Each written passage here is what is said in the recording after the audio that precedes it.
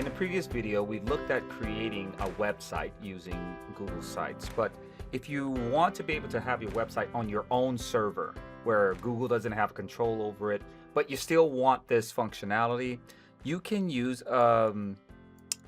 another service, and it is a paid service, but actually it's only paid if you want it to advance it further than what they give you. So they give you a certain free element behind it. So I'm looking at this website builder, this top 10 website builder report thing here, and the only one you really need to focus on is this Wix.com. Now the reason why I say Wix.com is a good one, number one, is because it has the same drag drop technology that we just used in the previous video. It does pretty much the same thing, but it also has more, let's say, freedom to it, and you can add images more freely. Everything is drag and drop, as a matter of fact. Even with the Google site that we just did, everything is not drag and drop, and you have a few options there. With the Wix, not only do you get the ability to drag and drop, that's number one. The second thing you get is your own website. The third thing you get is a web name. So normally when you make a website, you need a name, and then you need a server, and then you have to build the site. So with Wix, you get the building of the site, which is easy for you to do, is easily adjustable, easily updated, and you get a lot of templates that they make for you. So you don't really even have to build your site. You just put a template up there, put some images up there, and there's your site. And another thing is it automatically has elements of it that allows you to do sales on the site without you having to develop that on your own. Now, this is a site where you have to pay a monthly fee if you want all those other add-ons. But if you just want what we did there in the Google site in the previous video to create our web portal, they allow you to use it for free. So you are able to use it for free, and you're able to create a few pages with it. Then you won't have a problem, and that's for free as long as you want to use it. You know, the only thing they do is they put like a little tag on there saying that it was made by Wix. The other sites here, they pretty much give you somewhat of the same attributes as Wix. The only thing I would say is that this web.com is one of the other better ones that doesn't have any startup fees, it doesn't have any hidden fees or anything like that, and it gives you the same drag and drop options. So this one's a really good one.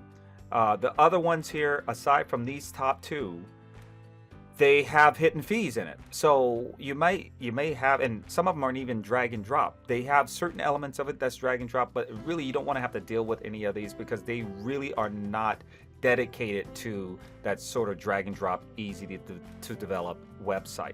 So these are options, alternative options to using the Google. If you really want it on your own, you don't want it on the Google server, this is how you would go, and you really don't want to get into how to create web pages or websites. This is the direction you would go in order to do that. And whenever you want to expand, you can go ahead and pay the $9.95 or whatever the monthly fee is to be able to have them manage your site and keep it running. So now let's look at the technologies used to create the web videos, or the capture videos that I use for my presentations. So when we look at this web portal that I have here, all of them have these videos here. I'm going to click play on this video, and you'll notice these videos have the ability to zoom and all that sort of stuff. Let's cut to the chase here. That is done by an application called Camtasia. So Camtasia is at Camtasia 2018. When you see this video, if you see it in 2018, then this is the one. So, you know, I don't know when you're going to see it, but this is the top dog when it comes to the technology to use for screen capture. This is something you'd have to pay for single users, $249, and they also have something if you're in school. So if you're an educator, so let's say I go to here to education, you're only paying $169, and so this allows you to be able to use all the tools and everything that you've seen me use in my videos, the zooming and all those other things, everything that I have in those videos I use here. They have their overview here. They have videos up here that show you exactly how to use it. So they give you a free trial. You can even watch the video that kind of gives you an overview of kind of how they use it. You get these themes, you get the professional improvement that they have already been adding. They've already added a new update. You have these new assets that you get, like the video. Like in my video, you'll see sometimes I have the lower third, like the name will come up, or I just use what they give me, and it makes it look pretty professional. So that's pretty good. I don't use it all the time. I use it sometimes.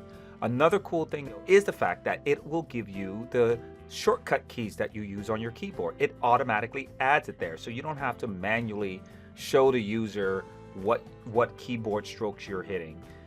It automatically adds that there. It has demos that you're able to use. It's a drag and drop interface. It has motion graphics. It's great for education. As you can see, I've been using it for education. So they have a drawing board, a whiteboard on there. They got a lot of different things on here. They also have it, when you can look here, it has a quiz thing, so the people can actually go through the video as if it's a quiz, which is awesome. So I would highly recommend this. This is exactly what I use, but I also have used the free ones, which do a great job, but I'm only going to recommend a few of the free ones, maybe 2 of the free ones, to do this same job. So let's say if you can't use Camtasia, and you just don't have the money, and you really just want to get something going, but you really don't want to spend all that money on something you're probably going to use once or twice. Maybe that's the case. Or maybe you want to use this, but you really don't want to spend that money, but you want to get the same results. Well, there's these free applications that you're able to use. This FF Split is a great one because it gives you a lot of free tools. The online community is extremely strong, and so whenever you're looking for an answer, you can easily go to the online community and get some answers. But basically, it'll record the desktop, it'll record the audio on the desktop, and it'll record things that's even online, which is great. But this one right here, this Camstudio, is probably the best one that you can get. So what I would recommend is this Camstudio. You can test all of these other ones out, and I've tested a lot of these out, but I think if you just stick to this Camstudio, you'll be fine. And you can go ahead and search Camstudio online. This is the first thing that's going to pull up. You can come here. So if I go right click on this, you'll see I can get to the Camstudio open source, which means it's free, and download the Camstudio. You got to make sure though, when you download the Camstudio, that you're at the camstudio.org website, not a different website. So let's take a quick look at how Camtasia works. So when I hit record, first you select your Camtasia and a record window will come up, and when it does, it'll look something like this, and it'll show you your audio. You want to make sure your audio is running, and then you have your record here. You can pause it at any time, stop it, or delete the recording instead of saving it. Once that happens and you're done with your recording, you would hit stop, but there's a green box around the screen that tells you what you're recording. So you can have multiple screens and only be recording a certain part of the screen. So what I want to do is, once I'm done, I hit stop, and then this editor window will work up. This is the advantage of using Camtasia as opposed to Camstudio or the other free services. While they do let you record the screen, they do not give you the editing capability that Camtasia has. Now, I'm not going to go through all the editing capabilities. I just want to show you how this is done. So I go here inside of Camtasia. If I go here to my media, you'll see here are all the recordings that I did. Here's the recording I just did. And this is the recording I'm about to upload currently. I am currently making this video right now. And when you look over here, I have my audio here. This is my audio. I can make the audio come from low to high. I have my introduction screen right here. So when I click over this, you'll see my introduction screen comes over. And here is my footage here, all the way down there with the audio there. And I have this non-linear way of editing. So I can cut and paste and do different things to different clips. So let's say if I had this audio clip and I wanted to cut it, all I need to do is hit S. First I need to put the track head, the timer head, where I want it. So I can scrub through the video, and I want to be able to cut this. So I'm going to select this footage right here, and I'm going to hit S. And as you can see, it cuts that audio for me to be able to use it some other place or some other way. But I'm going to hit Control Z to undo that. So this is not really an this is an overview of Camtasia, but this is not really a detailed understanding of how to use it. I just wanted you to have some insight as to how this stuff is actually produced. Over here you have your audio, your media, you have your primitives, like speech boxes and stuff like that. You have your behaviors, your animations. They give you a lot more, and they're adding a lot more to it. Whenever you're done and you want to produce this thing, basically you go up here to modify. I'm sorry, not modify. You go to share, and you want to create this as a local file, and that will go to your computer that you can then upload to YouTube, or you can send it directly to YouTube, Vimeo, or Google Drive. Just put your account up in there. It'll send it directly up there, and you don't even have to go to Google or YouTube in order to be able to cast this or to send it to your drive. And it makes things a lot easier for you. This plus a lot of other things is why you want to get the paid version. But if you just need to make a quick video, those free ones will do exactly the same thing. And there's some that you can get that actually includes themselves inside of the Chrome browser. This is one of the reasons why I like to use Chrome, because of the updates and all the new add-ins that they're going to have. So that's how we record our video, and that's how we create our video that we are then going to add to our web portal.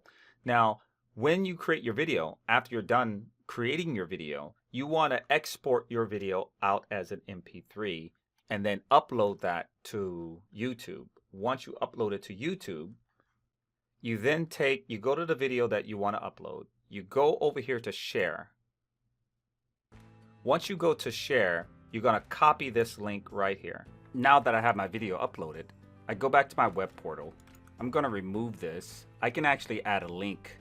I want to go here to the insert link, and I'm going to take that link that I got from the video, and I'm going to apply that to this image. If I were to test out this web, it will go directly to the video that I have the link to.